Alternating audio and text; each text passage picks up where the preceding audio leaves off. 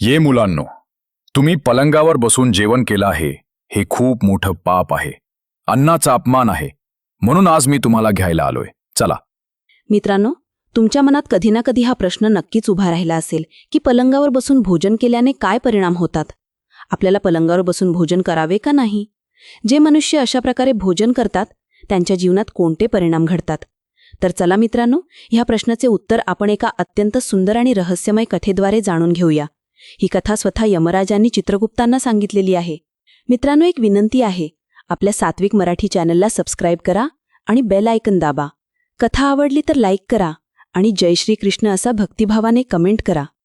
मित्रांनो, एकदा काय झालं, यमलोकात दिव्य ज्योतींनी उजळलेली एक मोठी सभा भरली होती. त्या सभेच्या मध्यभागी यमराज आपल्या सोन्याच्या सिंहासनावर विराजमान होते. त्यांचं रूप गंभीर होतं, पण न्यायाने परिपूर्ण होतं. यमराजांच्या शेजारी धर्माचे सूक्ष्म लेखापाल आणि महान विद्वान चित्रगुप्तजी खूप व्याकुळ होऊन बसले होते आणि विनम्रपणे यमराजांकडे पाहत होते. चित्रगुप्तजींना अशा प्रकारे व्याकुळ पाहून यमराजांनी त्यांना विचारलं, अरे धर्मप्रिया, काय झालं? तू चिंतेत दिसतोयस. त्यावर चित्रगुप्तजींनी विनम्र स्वरात उत्तर दिलं, हे प्रभो, आपण त्रिकालज्ञ आहात. तुम्ही सर्व प्राण्यांचे जेवण आणि त्यांच्या कर्मांचे साक्षी आहात. माझ्या मनात एक खूप मोठी जिज्ञासा आहे. कृपया तिचं समाधान करा. हा प्रश्न फक्त माझाच नाही, तर संपूर्ण मानव समाजासाठीही अत्यंत महत्त्वाचा आहे. हे प्रभो, मला हे जाणून घ्यायचं आहे की मनुष्याने भोजन कशाप्रकारे करायला हवं. भोजन करण्यासाठी कोणती दिशा आणि कोणतं स्थान योग्य आहे? कोणत्या ठिकाणी बसून भोजन करू नये? जेवणाआधी मनुष्याने काय करावं आणि जेवण झाल्यावर त्याचं आचरण कसं असावं? कोणाच्या घरचं अन्न वर्ज्य आहे आणि कोणत्या ठिकाणी जेवण केल्याने मनुष्याचं आयुष्य कमी होतं? कृपा करून मला या गूढ प्रश्नांची उत्तरं देऊन माझ्या व्याकुळ मनाला शांती द्या. मित्रांनो, चित्रगुप्तजींचे हे प्रश्न ऐकून संपूर्ण सभा शांत झाली. सर्व यमदूत आणि तिथे उपस्थित असलेले दिव्य आत्मे यमराजांकडे लक्षपूर्वक पाहू लागले. तेव्हा यमराजांनी प्रेमपूर्ण स्मितहास्य करत चित्रगुप्तजींकडे पाहिलं आणि म्हणाले, अरे चित्रगुप्ता, तू खूपच योग्य आणि कल्याणकारी प्रश्न विचारला आहेस. खरं तर हा प्रश्न फक्त जेवणाशी संबंधित नाही, तर तो जीवन, आयुष्य आणि धर्माच्या पायाशी जोडलेला आहे. ज्याप्रमाणे बी पेरलं की त्यानुसारच फळ मिळतं, त्याचप्रमाणे मनुष्याचं आचरण आणि त्याच्या सवयी त्याच्या जीवनाला आकार देतात. भोजन केवळ शरीराचा आधार नाही, तर ते मन आणि आत्म्यावरही खूप खोलवर परिणाम करतं. अरे चित्रगुप्ता, मनुष्याने जेवण करताना शास्त्र आणि धर्मशास्त्रात सांगितलेल्या नियमांचं पालन नक्कीच करायला हवं. शुद्ध आणि नियमानुसार केलेला आहार दीर्घायुष्य, आरोग्य आणि सुखाचं कारण बनतो. याउलट अशुद्ध आणि नियमांशिवाय केलेले भोजन दुःख, रोग आणि कधीकधी अकाली मृत्यूचं कारणही बनू शकतं. मनुष्य जसा आचरण करतो तसंच फळ त्याला भोगावं लागतं. चांगल्या आचरणाने सुख, आरोग्य आणि दीर्घायुष्य मिळतं आणि अयोग्य सवयींमुळे मनुष्य दुःख, रोग आणि मृत्यू जवळ पोहोचतो. म्हणूनच जो मनुष्य शास्त्रांच्या नियमांचं पालन करत जेवण करतो तो निश्चितच दीर्घायुषी आणि सुखी होतो. त्याचं शरीर रोग आणि व्याधींपासून दूर राहतं. त्याच्या शरीरात पाप वास करत नाहीत. म्हणूनच भोजन करताना मनुष्याने दिशा, स्थान, वेळ आणि वयाचं भान नक्कीच ठेवायला हवं. हे ऐकून चित्रगुप्तजींनी सहज स्वरात विचारलं, हे प्रभू, कृपा करून ही रहस्य मला सविस्तर समजावून सांगा. भोजन संबंधी जे काही नियम आहेत ते मला विस्ताराने सांगा. यमराज गंभीर स्वरात म्हणाले, अरे चित्रगुप्ता, तुझ्या प्रश्नांची उत्तरं देण्याआधी मी तुला एक प्राचीन कथा सांगतो. ही कथा लक्ष देऊन ऐक. यामध्ये तुला तुझ्या सर्व प्रश्नांची उत्तरं मिळतील. ही कथा अत्यंत बोधप्रद आहे.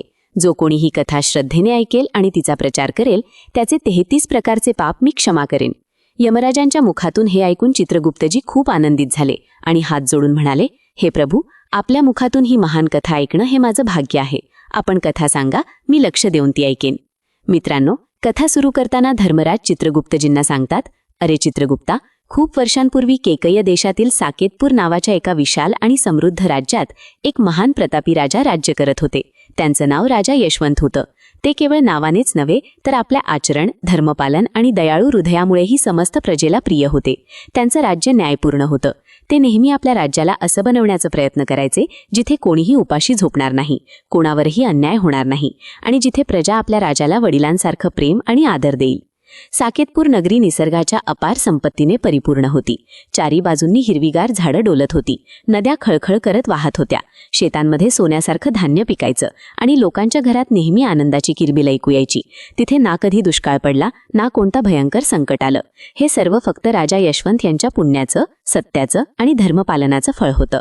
राजा यशवंत यांच्यासोबत त्यांची महाराणी राणी सुनंदाही या राज्याची शोभा वाढवायची. राणी सुनंदा केवळ रूपवानच नव्हती, तर गुणवान आणि धर्मपरायणही होती. त्या रोज सकाळी लवकर उठून स्नान करून देवळात जाऊन देवाची पूजा अर्चा करायच्या. स्त्रिया आणि मुलांना दान द्यायच्या, भुकेल्यांना अन्न खायला घालायच्या आणि ईश्वराची नेहमी हीच प्रार्थना करायच्या की हे प्रभू, माझी प्रजा नेहमी सुखी राहो, राज्यात कधी कोणतं संकट न येवो. या दिव्य दाम्पत्याची जीवनशैली अशी होती की त्यांच्या छत्रछायेखाली राहून प्रजा स्वतःला सुरक्षित आणि धन्य मानायची. सगळीकडे मंगलमय वातावरण होतं. परंतु अरे चित्रगुप्ता, या राजेशाही वैभवात आणि अपार सुखासंपत्तीतही एक असं दुःख होतं जे राजा यशवंत आणि राणी सुनंदा यांच्या हृदयाला आतून पोखरत होतं. ते दुःख होतं राजा आणि राणीला संतान सुखापासून वंचित राहावं लागणं. जरी त्यांच्या राज्यात कोणत्याही गोष्टीची कमतरता नव्हती, तरी त्यांच्या हृदयातील ही रिकामी जागा त्यांना नेहमी त्रास द्यायची. काळ जात राहिला. राजा आणि राणीने अनेक यज्ञ केले, असंख्य व्रत पाळले, देवळात जाऊन देवाला मुलासाठी याचना केली. त्यांनी मोठ्या मोठ्या ऋषीमुनींची सेवा केली, तपस्वींना दान दिलं, पण नियतीला काहीतरी वेगळंच मंजूर होतं. अनेक प्रयत्न करूनही त्यांना पुत्र किंवा कन्याप्राप्ती झाली नाही. हे अपयश त्यांच्यासाठी खूप वेदनादायक होतं. अनेकदा राजा यशवंत रात्री शांतवेळेत राणी सुनंदाला म्हणायचे, अगं प्रिये, आपण दोघांनी आयुष्यात कधी अधर्माचा मार्ग स्वीकारला नाही, तरी आपल्याला हे संतानहीनतेचं दुःख का मिळालं? हे आपल्या पूर्वजन्मीच्या कर्मांचं फळ आहे का? आणि मग राणी सुनंदा आपल्या डोळ्यातून वाहणारे अश्रू पुसत म्हणाली, स्वामी, देवाच्या इच्छेशिवाय पानही हलत नाही. कदाचित तो अजूनही आपली परीक्षा घेत असेल. एवढं बोलून त्या शांत झाल्या. पण राजा मनात विचार करू लागले आणि स्वतःशीच म्हणाले, मी असं कोणतं पाप केलं आहे ज्यामुळे मला पुत्रसुखापासून वंचित राहावं लागतंय? राज्यात सगळं काही आहे, प्रजा सुखी आहे, पण माझ्या वंशाला पुढे नेणारा कोणी वारस नाही. माझ्या पुण्यात काही कमी राहिली की पूर्वजन्मीच्या कोणत्या अपराधाचं फळ मला मिळतंय? राजा यशवंत दिवसेंदिवस अधिक उदास राहू लागले. राजा आपल्या संतानहीनतेमुळे दुःखी आहेत हे जेव्हा प्रजेला कळालं, तेव्हा राज्यातील लोकही चिंतेत पडले. सगळे देवाची प्रार्थना करू लागले की राजा राणीला लवकर संतानसुख प्राप्त व्हावं. एके दिवशी राजाने निश्चय केला की ते कोणत्या तरी महापुरुषाचा आश्रय घेऊन आपल्या समस्येचं समाधान विचारतील. तेव्हा त्यांना अचानक आठवलं की महान तपस्वी महर्षी वशिष्ठ सध्या जवळच्याच वनात आश्रम बांधून तप करत आहेत. महर्षी वशिष्ठ त्रिकालदर्शी आणि दिव्य दृष्टी असलेले महात्मा आहेत. ते नक्कीच हे रहस्य जाणून घेऊ शकतात. राजाने निश्चय केला की ते स्वतः आश्रमात जाऊन महर्षी वशिष्ठांकडून मार्गदर्शन मागतील. दुसऱ्या दिवशी सकाळी राजा यशवंत काही सैनिकांसह आपल्या रथात बसून वनाच्या दिशेने निघाले. काही वेळानंतर ते आश्रमाजवळ पोहोचले. तो परिसर खरोखरच एका दिव्य तीर्थक्षेत्रासारखा वाटत होता. चारी बाजूंनी पसरलेली हिरवीगार झाडं जणू आपल्या पानांच्या सळसळीतून मंगलगीत गात होती. मंद आणि सुगंधी हवा वाहत होती, जी मनाचा थकवा दूर करत होती. लतावेलींमध्ये बसलेल्या पक्ष्यांचा मधुर किलबिलाट असा वाटत होता जणू स्वतः निसर्ग स्वागत गीत गात आहे. शांत नद्यांचं पाणी खळखळ आवाज करत वाहत होतं आणि त्यांच्या किनाऱ्यावर हरिण, मोर आणि इतर प्राणी निर्भयपणे फिरत होते. अशा या रमणीय आणि पवित्र वातावरणाच्या मध्यभागी, जिथे सगळीकडे शांतीचं साम्राज्य होतं, महर्षी वशिष्ठांचं तपोवन होतं. हा आश्रम केवळ साधनेचं केंद्र नव्हता, तर तो देवतांनाही प्रिय होता. शिष्यांच्या मधुर वेदपाठाचा आवाज आकाशात घुमत होता. महर्षी वशिष्ठ, ज्यांच्या तेजाने दिशा उजळून निघायच्या, त्याच वेळी आश्रमाच्या दारात उभे होते. जणू ते राजा यशवंत यांच्या येण्याची वाट पाहत होते. त्यांच्या वाणीत अशी मधुरता होती ज्यात करुणा आणि आशीर्वादाचा संचार होता. राजाला पाहताच वशिष्ठ मुनींच्या चेहऱ्यावर एक सौम्य हास्य उमटलं आणि ते सहज स्वरात राजा यशवंत यांना म्हणाले, या राजन, आमच्या आश्रमात तुमचं स्वागत आहे. तुमचं आगमन आमच्यासाठी अत्यंत मंगलकारी आहे. सांगा, आज इथे येण्याचं काय कारण आहे? सगळं कुशल मंगल तर आहे ना? तुमच्या चेहऱ्यावर हलक्या चिंतेच्या रेषा दिसत आहेत. असं तर नाही ना की राज्याच्या कामातून विरक्त होऊन तुम्ही संन्यास घेण्याचा विचार केला आहे? एवढं बोलून महर्षी वशिष्ठांनी हलकं हसू आणलं. जणू ते वातावरण सहज करू इच्छित होते. महर्षी वशिष्ठांनी विचारल्यावर राजा यशवंत यांनी दोन्ही हात जोडून अत्यंत विनम्रपणे त्यांना नमस्कार केला आणि म्हणाले, हे मुनिवर, तुमच्या चरणांना माझा वारंवार प्रणाम. देवाच्या कृपेने राज्याचा कारभार व्यवस्थित चालला आहे. प्रजा सुखी आहे आणि प्रजेचं सुख हेच माझ्यासाठी सर्वात मोठं सुख आहे. परंतु संन्यास घेण्याचा विचार माझा नाहीये. खरं तर एका मोठ्या चिंतेमुळे माझं मन व्याकुळ झालं आहे. त्याच व्याकुळतेने मला तुमच्या आश्रयाला यायला लावलं आहे. आपण जगातील रहस्यांचे जाणकार आहात, देवता आणि ऋषींमध्येही तुमच्या वाणीचा मान आहे. माझ्या शंकेचं समाधान फक्त तुम्हीच करू शकता.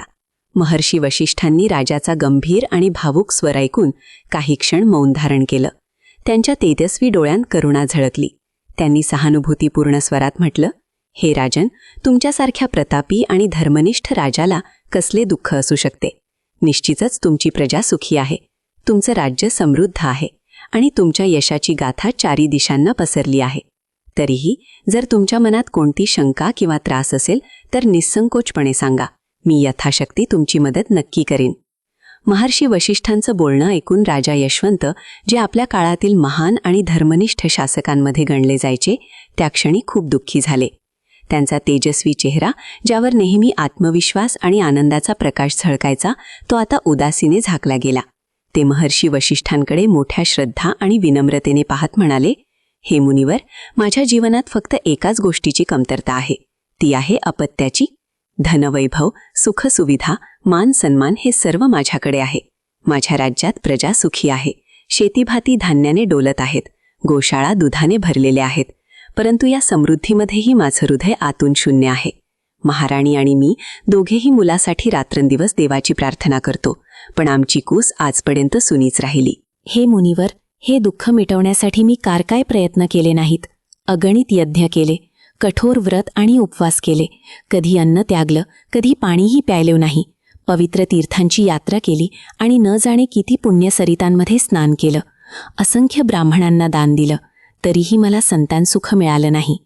कधी कधी मी रात्री महालाच्या उंच अटारीवर उभा राहून चांदण्यांनी भरलेल्या आकाशाकडे पाहतो आणि विचार करतो, माझे नक्षत्र, माझं नशीब कायमसाठी वांजते नाही झालं ना? माझी कूस आयुष्यभर रिकामीच राहील का? मित्रांनो, इतकं बोलता बोलता राजाचा स्वर भरून आला. त्यांच्या डोळ्यातून अश्रूंच्या धारा वाहू लागल्या. त्यांनी थरथरत्या स्वरात पुढे म्हटलं, हे करुणामय मुनिवर, कृपा करून मला हे सांगा, कोणता अपराध माझ्या हातून घडला आहे? कोणतं पाप माझ्या जीवनाची सावली बनून माझ्यासोबत आलं आहे, ज्यामुळे मला संतान सुखापासून वंचित राहावं लागते? मला चिंता सतावतीये की माझ्या मागे माझ्या या विशाल राज्याचा वारस कोण असेल? माझ्या वंशाची परंपरा कशी पुढे जाईल? माझ्या पूर्वजांचं नाव इथेच संपून जाईल का? माझ्या हृदयाची ही वेदना आता असह्य झाली आहे. तुम्हीच माझी शेवटची आशा आहात. कृपया मला या अंधारातून प्रकाशाकडे घेऊन चला. सांगा की संतान प्राप्तीसाठी मी काय उपाय करू?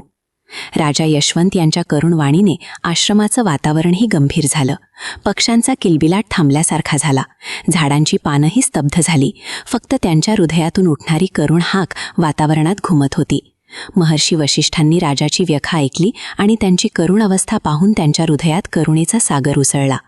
काही क्षण ते मौन राहिले, जणू या दुःखाची खोली ते स्वतःमध्ये उतरवून घेत होते. मग त्यांनी हळूहळू आपले डोळे मिटले. त्यांचं मुख तेजस्वी सूर्यासारखं चमकू लागलं. ते गहन ध्यानात लीन होऊन आपल्या दिव्य दृष्टीने काळाच्या पडद्याला भेदून पाहू लागले. राजा यशवंत श्रद्धा आणि आशेने भरलेल्या डोळ्यांनी ऋषींच्या ध्यानस्थ रूपाकडे पाहत राहिले. त्यांच्या मनात हा विचार येत होता की आज त्यांच्या वेदनेचं समाधान नक्की मिळेल. काही क्षणांनंतर जेव्हा महर्षींनी आपल्या ध्यानावस्थेतून डोळे उघडले, तेव्हा त्यांच्या चेहऱ्यावर गहन गंभीरता आणि करुणेचं अद्भुत मिश्रण दिसत होतं. त्यांनी राजाकडे पाहिलं आणि गंभीर स्वरात म्हणाले, हे राजन, धैर्य ठेवा आणि माझं बोलणं लक्षपूर्वक ऐका. तुम्हाला संतान न होण्याचं कारण या वर्तमान जन्माच्या कर्मांमध्ये नाही, तर तुमच्या पूर्वजन्मीच्या कर्मांमध्ये लपलेलं आहे. गेल्या जन्मात तुमच्याकडून नकळत एक पाप झालं होतं आणि त्याच पापाचं दंड तुम्हाला या जन्मात संतानहीनतेच्या रूपात भोगावं लागतं आहे.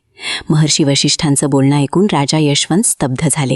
त्यांचे डोळे आश्चर्य आणि जिज्ञासेने भरले आणि ते भावुक स्वरात म्हणाले, पूर्वजन्मीचं पाप कृपया विस्ताराने सांगा मुनिवर.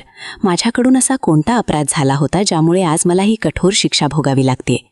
महर्षी वशिष्ठांनी एक दीर्घ श्वास घेतला आणि शांत स्वरात म्हणाले, हे राजन, मनुष्याचं वर्तमान जीवन फक्त याच जन्माच्या कर्मांनी नाही, तर पूर्वजन्मीच्या संस्कारांनी आणि पाप पुण्यांनीही चालतं. तुम्हाला संतान न होण्याचं कारणही तुमच्या गेल्या जन्मातील एका घटनेशी जोडलेलं आहे. ऐका, मी तुम्हाला विस्ताराने सांगतो. मित्रांनो, इतकं सांगून महर्षी वशिष्ठांनी आपल्या दिव्य दृष्टीने पाहिलेल्या दृश्याचं वर्णन करायला सुरुवात केली.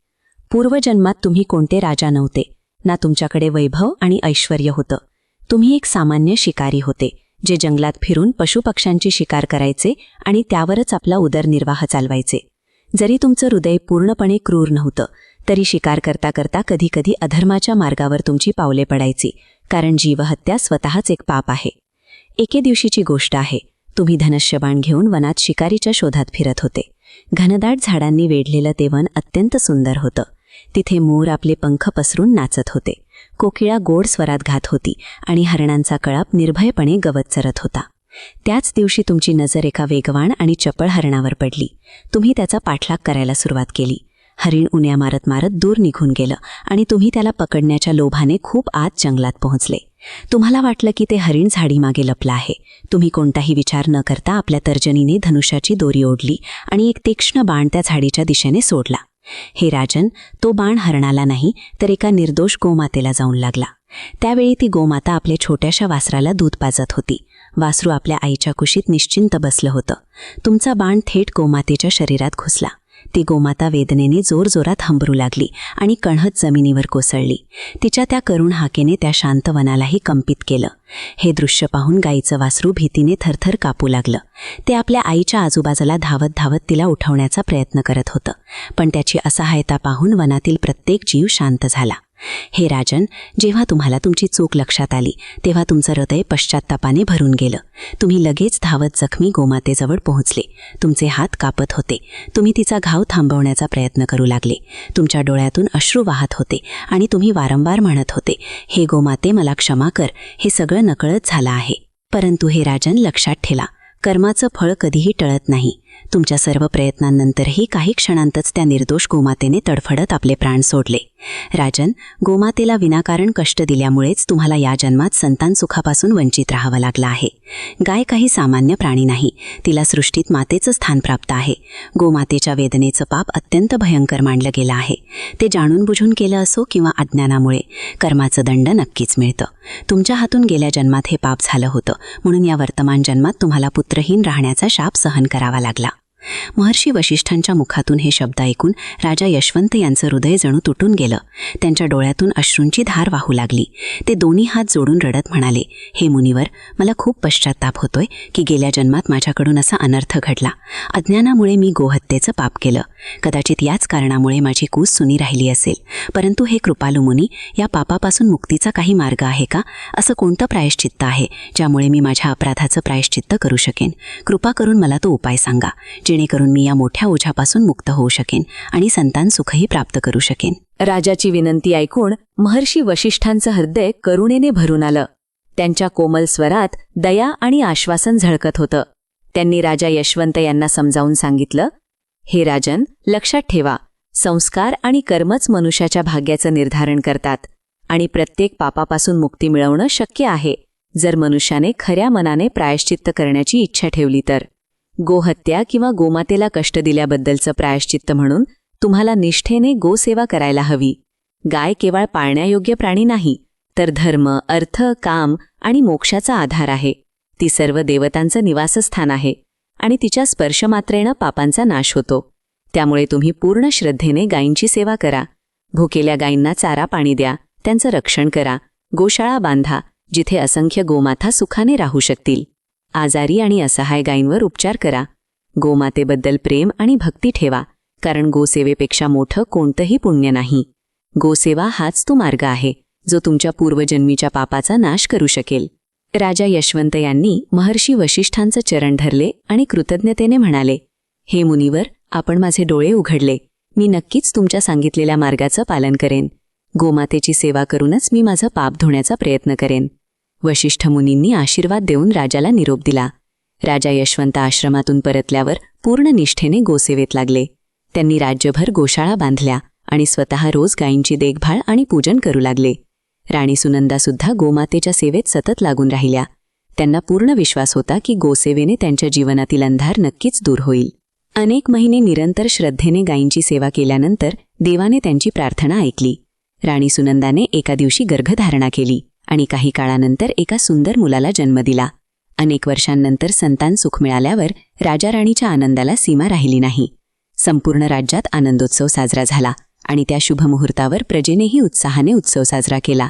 काळ जात राहिला. युवराज विजय हृष्टपुष्ट बालक म्हणून मोठा होऊ लागला. राजा राणीने त्याचं लालनपालन खूप लाडप्रेमाने केलं. अनेक वर्षांनंतर मूल मिळाल्यामुळे ते युवराजाची प्रत्येक इच्छा पूर्ण करायचे. राजा राणीला आनंदी ठेवण्यासाठी महालातील सेवकही युवराजावर खूप प्रेम करायचे आणि कधीही त्याला कठोर शिस्तीत ठेवलं गेलं नाही. अति जास्त लाडप्यारमुळे युवराज विजय शिस्तहीन होऊ लागला होता.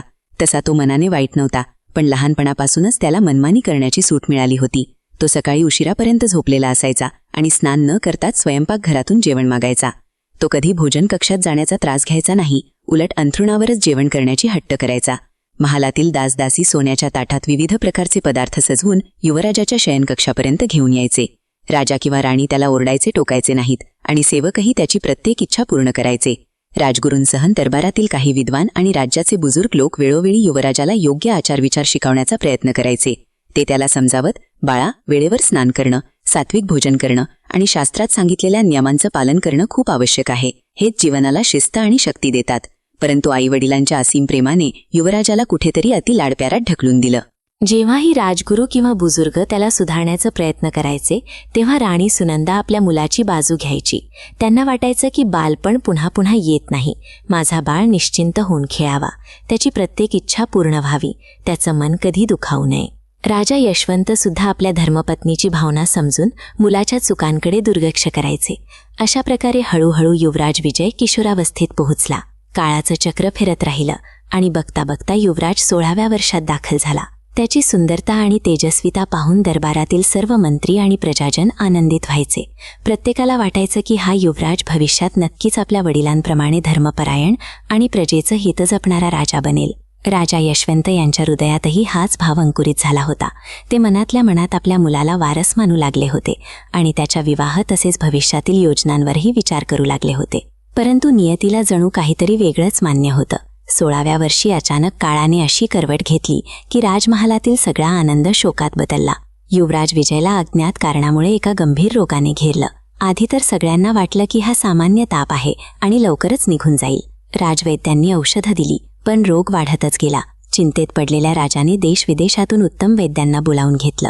अनेक यज्ञ, हवन आणि प्रार्थना करण्यात आल्या. मंदिरांमध्ये दिवे लावले गेले, ब्राह्मणांना दान दिलं गेलं. राजाच्या प्रजेनेही आपल्या युवराजाच्या आरोग्यासाठी नवस केले, पण दुर्दैवाने कोणताही प्रयत्न यशस्वी झाला नाही. दिवसेंदिवस युवराजाचं शरीर अशक्त होत गेलं. त्याच्या डोळ्यांची चमक मंदावत गेली. राणी सुनंदा करुणेने मुलाचा हात धरून अश्रू भरल्या स्वरात म्हणाल्या, हे देवा, माझ्या मुलाचं आयुष्य माझ्यावर टाकून दे, त्याची वेदना मला दे, फक्त माझ्या बाळाला बरं कर. परंतु नशिबाला काहीतरी वेगळंच मान्य होतं. काही दिवसांतच तो किशोर युवराज, जो समस्त प्रजेचा लाडका आणि राजा राणींच्या आशांचा आधार होता, अकाली या जगातून निघून गेला. ही घटना जणू आकाशातून कोसळलेल्या वज्राप्रमाणे होती. राजा यशवंत आणि राणी सुनंदा यांच्यावर दुःखाचा डोंगर कोसळला. राजमहालाचे कक्ष शोकात बुडून गेले. प्रजाजन दुःखी होऊन रडू लागले. सगळं राज्य दुःखात बुडालं. हर्ष आणि उत्सवाचं वातावरण जणू क्षणार्धात संपलं आणि त्याची जागा फक्त मौन, वेदना आणि करुणेने घेतली. या घटनेनंतर राजा यशवंत यांनी राजपाट सोडण्याचा निर्णय घेतला. त्यांनी आपल्या पुतण्याला राज्य सोपवलं आणि राणी सुनंदासोबत वनात महर्षी वशिष्ठांच्या आश्रमात पोहोचले. महर्षी वशिष्ठांनी जेव्हा राजा राणीला अत्यंत शोकाकुल पाहिलं, तेव्हा त्यांनी प्रेमाने कारण विचारलं. हे राजन, काय झालं? तुम्ही इतके व्यथित का आहात? राजा यशवंत यांनी रडत रडत आपल्या मुलाच्या अकाली मृत्यूची कथा महर्षी वशिष्ठांना सांगितली. तेव्हा महर्षी वशिष्ठांनी ध्यान लावून आपल्या दिव्य दृष्टीने कारण जाणून घेतल्यानंतर सांगितलं, हे राजन, तुमच्या पुत्राचं आयुष्य कमी होण्याचं कारण त्याच्या स्वतःच्या आचरणात होतं. तुम्हाला पूर्वजन्मेच्या पुण्यफळामुळे पुत्रप्राप्ती तर झाली, पण तुमच्या पुत्राने लहानपणापासूनच काही अशा अयोग्य सवयी अंगीकारल्या ज्यामुळे त्याला कमी वयातच मृत्यूचा सामना करावा लागला. तुमचा पुत्र रोज स्नान न करता जेवण करायचा आणि तो बहुतेक वेळा अंथरुणावर बसूनच भोजन करत असे. जो मनुष्य नहाल्या धुवाल्याशिवाय भोजन करतो त्याचं आयुष्य कमी होतं आणि जो मनुष्य अंथरुणावर बसून जेवण करतो त्याच्या शरीरात वेगवेगळे रोग उत्पन्न होतात आणि त्याचं जीवन अकाली संपून जाण्याची भीती असते. अनेक औषधं आणि प्रयत्नानंतरही तुमचा पुत्र वाचू शकला नाही, कारण त्याचं शरीर त्या अपवित्र सवयींचा शिकार झालं होतं. महर्षींच्या या शब्दांनी राजा राणीचे डोळे उघडले. त्यांना आपल्या चुकीचा खूप पश्चाताप झाला आणि त्यांनी सांसारिक मोह सोडण्याचा निश्चय केला.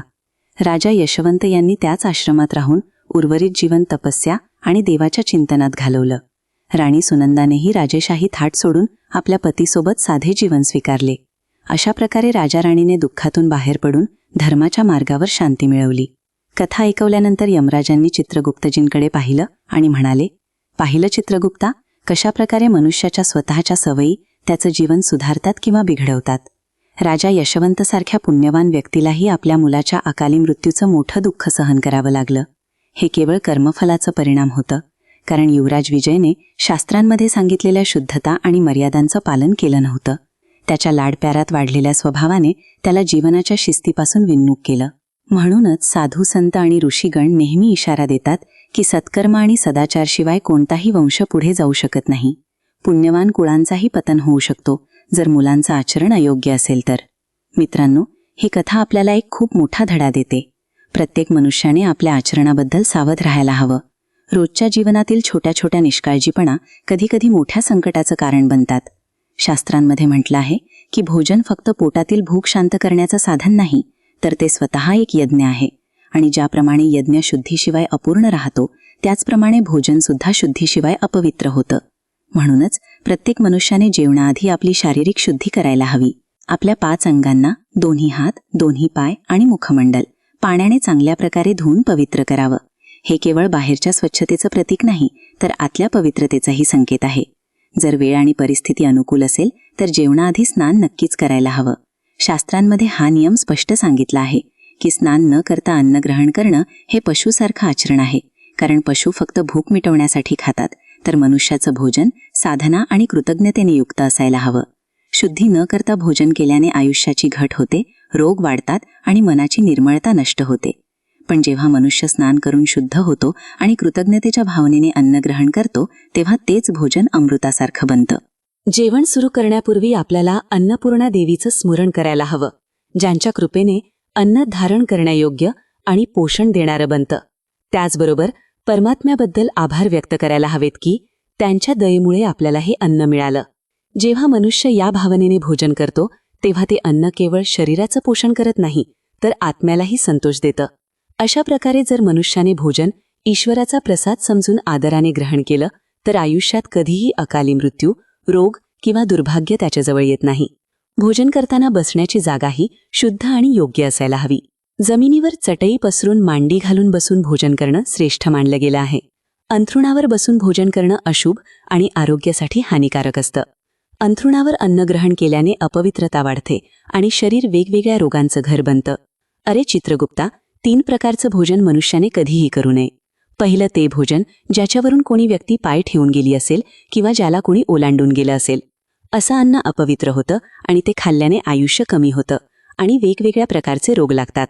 ते भोजन जनावरांना टाकावं. दुसरं ते भोजन ज्यात केस, किडे किंवा कोणतीही अशुद्ध वस्तू पडली असेल. जर ताटातील जेवणात केस आढळले तर ते अन्न त्यागण्यायोग्य झालं आहे असं समजावं. असं अशुद्ध अन्न स्वतःही खाऊ नये आणि देवाला नैवेद्यही दाखवू नये. अशा अशुद्ध अन्नाचा सात्विक लाभ संपतो आणि प्रेत योनीचे जीव त्याचा उपभोग घेतात. तिसरं ते भोजन जे दुसऱ्यासाठी वाढलेलं असेल. लक्षात ठेवा, कधीही दुसऱ्याचा हिस्सा हिसकावून खाऊ नये. जो व्यक्ती दुसऱ्याचा भाग चोरून खातो किंवा कोणालाही न वाटता स्वतः खातो, त्याच्यावर अन्नपूर्णा देवी रुष्ट होतात. असं केल्याने त्याचे पुण्य नष्ट होतात आणि त्याच्या जीवनात दारिद्र्य आणि संकट येतात. त्यामुळे भोजन नेहमी सगळ्यांना वाटून आणि योग्य पात्राला अर्पण करूनच करायला हवं. या व्यतिरिक्त जेवणाचा अनादर कधीही करू नये. जे मनुष्य अन्नाची कदर करत नाहीत त्यांना देवांच्या क्रोधाचा सामना करावा लागतो. गृहस्थाश्रमात अन्नाची मर्यादा सर्वात महत्त्वाची आहे. हा फक्त एक नियम नाही, तर ऋषीमुनींनी दिलेली जीवनशैली आहे. जो व्यक्ती अन्नाचा आदर करतो तो दारिद्र्य आणि दुर्भाग्यापासून नेहमी सुरक्षित राहतो. अरे चित्रगुप्ता, शास्त्रांमध्ये सांगितलं आहे की अन्नाला आदराने ग्रहण करा. खरकटं भोजन कोणाला देऊ नका आणि ते कुठे फेकूही नका. अन्न वाया घालवणं हे पुण्याचा नाश आणि पापाचं कारण आहे. जो मनुष्य या नियमांचं पालन करतो तो केवळ निरोगी आणि स्वस्थ राहत नाही, तर दीर्घायुषीही होतो. त्याच्या घरात नेहमी माता लक्ष्मीचा वास असतो आणि समृद्धी टिकून राहते. अशा व्यक्तीला अकाली मृत्यूची भीतीही नसते. चांगले कर्म आणि शुद्ध सवयी जीवनाला आनंदमय आणि सुखदायक बनवतात, तर चुकीच्या सवयी, आळस आणि अशुद्ध आचरण जीवनाला दुःखमय आणि अल्पायुषी करतात. म्हणूनच प्रत्येक व्यक्तीने आपल्या दैनंदिन जीवनात पवित्रता, मर्यादा आणि शास्त्रांनी सांगितलेल्या नियमांचं पालन करायला हवं. मित्रांनो, अशा प्रकारे यमराजांनी स्वतः चित्रगुप्तजींना मनुष्याच्या आचार, विचार आणि चांगल्या वाईट सवयींचं हे महत्त्वाचं ज्ञान दिलं. प्रिय बंधूंनो, जर आपण या गोष्टी आपल्या जीवनात उतरवल्या तर निश्चितच आपल्या जीवनात सुख, आरोग्य आणि शांती कायम राहील. प्रिय मित्रांनो, अशा प्रकारे आजची ही कथा इथे समाप्त झाली. आशा आहे तुम्हाला ही कथा आवडली असेल. कमेंटमध्ये जय श्रीकृष्णा, जय धर्मराज नक्की लिहा. व्हिडिओ पाहिल्याबद्दल तुम्हा सर्वांचे खूप खूप धन्यवाद.